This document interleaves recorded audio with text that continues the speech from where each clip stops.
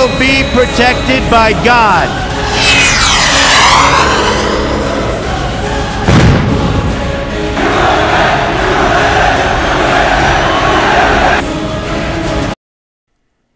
People of YouTube, fellow patriots, God-loving individuals, I have returned, victorious once again. It is now Saturday afternoon, September 2nd of 2017. It's the end of the line for George Soros.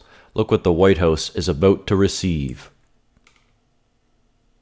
We reported on Thursday that the new White House petition to declare George Soros a terrorist had 60,000 signatures, and in just 2 short days, the petition has reached its goal at 106,000 signatures.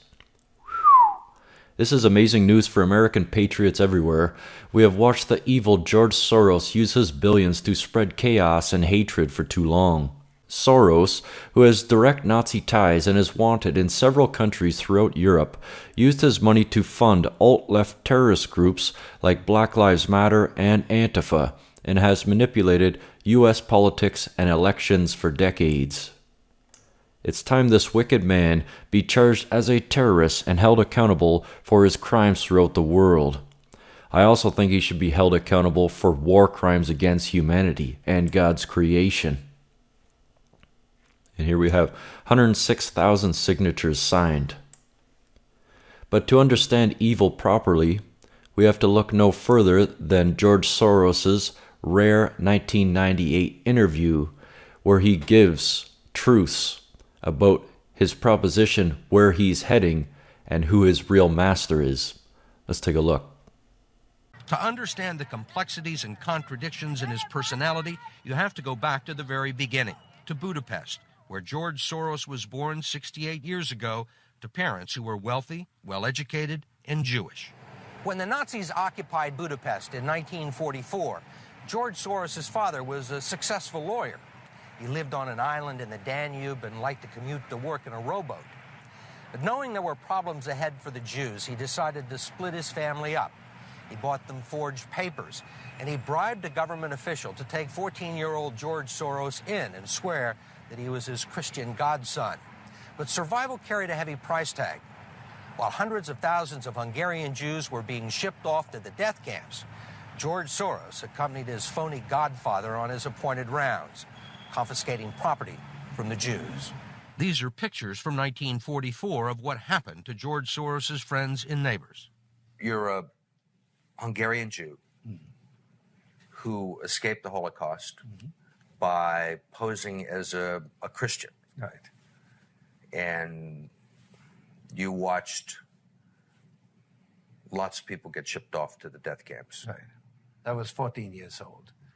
And I would say that that's when my character was made. In what way? That one should think ahead, one should understand and anticipate events, and one is threatened. It was a tremendous threat of evil. I mean, it was a very personal experience of evil. My understanding is that you went out with this protector of yours who swore that you were his adopted godson. Yes, yes.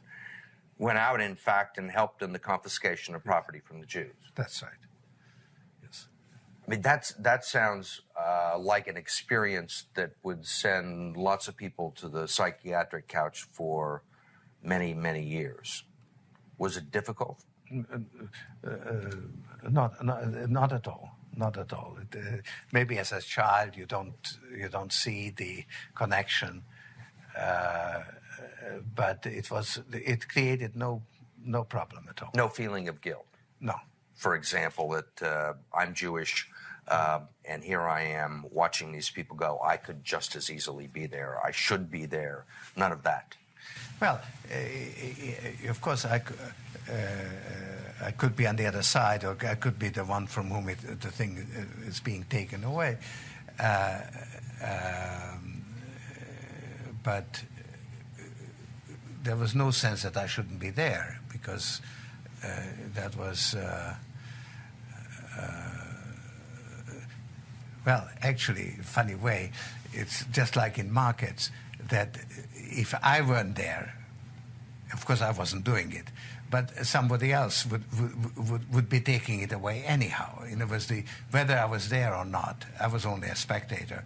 The property was being taken away. So I had no role in taking away that property. So I had no sense of guilt. Are you religious? No. Do you believe in God? No. Soros told us he believes God was created by man, not the other way around. So, as you can see, George Soros is now and always has been a servant for the Dark Master. For he openly admits he does not believe in God, which brings me to this quote: "The greatest trick the devil ever pulled was convincing the world he did not exist." Paul Ryan just made a statement about DACA. Well, we all remember him, the globalist piece of garbage who denounced Trump while he was running and pretends to be a friend of his while he's president, but we know the truth.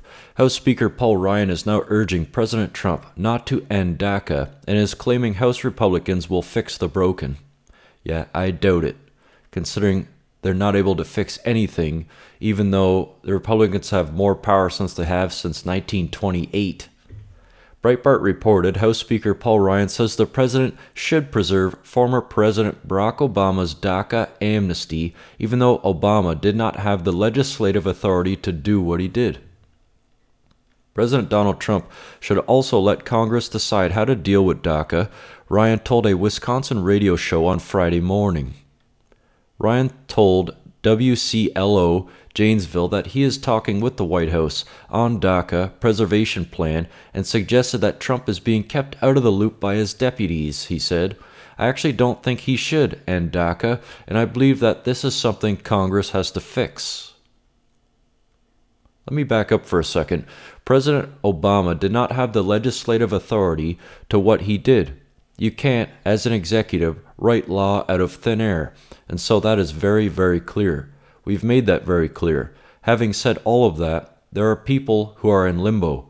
These are kids who know no other country, who were brought here by their parents and don't know another home, and so I really do believe that there needs to be a legislative solution. This is one that we are working on, and I think we want to give people peace of mind, and so I've had plenty of conversations with the White House about this issue. I think the president as well has mentioned that he wants to have humane solutions for this problem, and I think that this is something that we in Congress are working on and need to deliver. Ryan is a champion of any willing worker. Look at that. Any willing worker, as long as they're not American. That is disgusting. Any willing worker. So open up all the jobs to the world, right? Open borders. No more America. That's what Ryan is really wanting. He is a disgusting, demonic monster who, in any case, we should deal with quite swiftly. Claim that immigration levels should be kept high enough to ensure that wages stay low. For example, he has pushed several times to expand the H-2B visa program, which allows companies to import wage-lowering blue-collar workers for summer jobs. Business executives strongly support the DACA amnesty, which helps them keep wages low and profits high, despite lopsided public support for pro-American immigration reforms. So we just see another example of Paul Ryan representing globalism, the same people that the Democrats represent. For most of the Republicans, unfortunately for us, are globalists. So I'm pleased to see that Trump is actually shrinking the federal government. For the smaller the federal government is, the more power the people have. So we see here that Obama was the one responsible in 2012 for passing this illegal law. However, we see hypocrisy from him because in 2005 he said this, remember?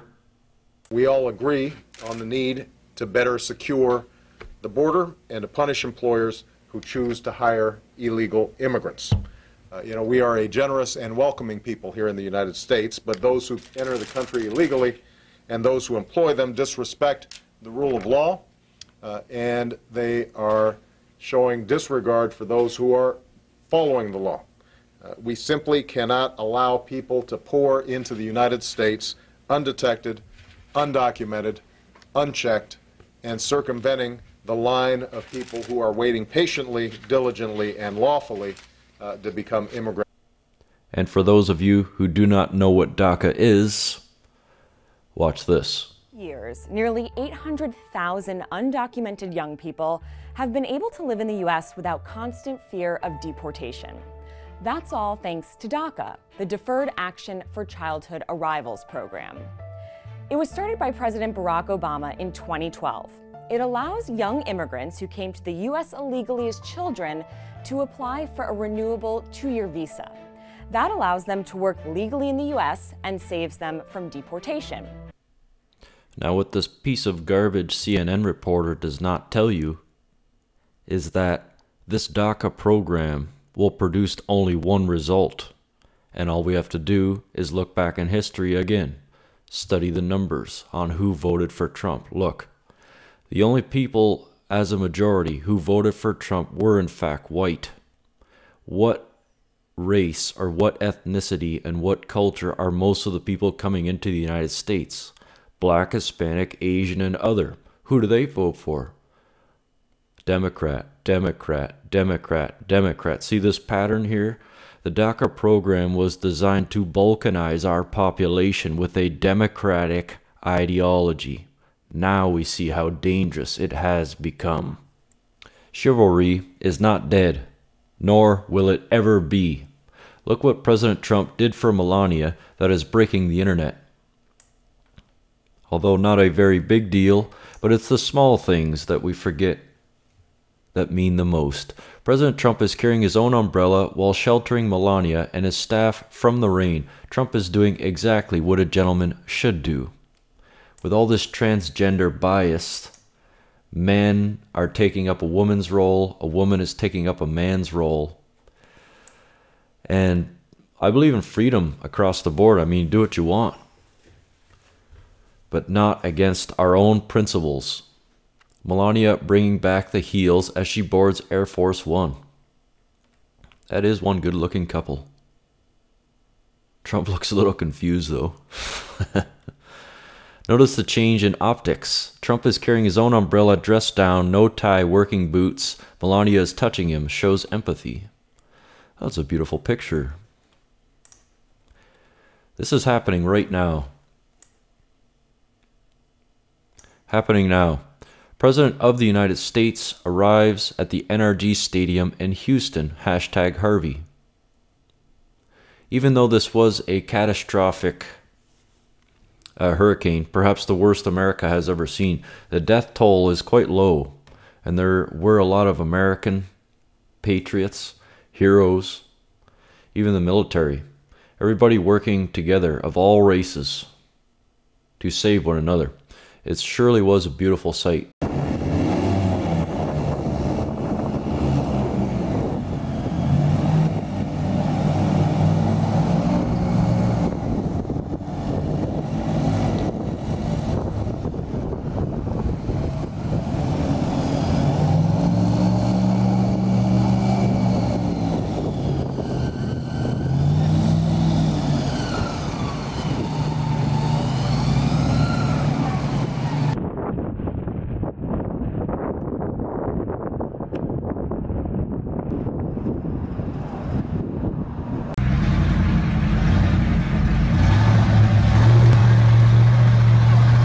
Come on, baby.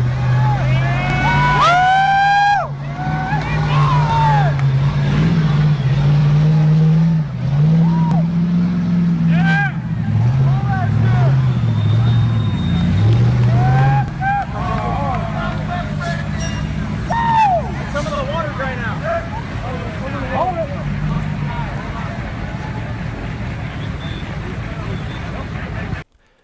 This is happening right now. Happening now. President of the United States arrives at the NRG Stadium in Houston, #Harvey. Even though this was a catastrophic hurricane, perhaps the worst America has ever seen, the death toll is quite low, and there were a lot of American patriots, heroes, even the military, everybody working together of all races to save one another. It surely was a beautiful sight. And from what I understand, the rebuilding process has begun. So our prayers are with them always. God bless Texas. God bless America.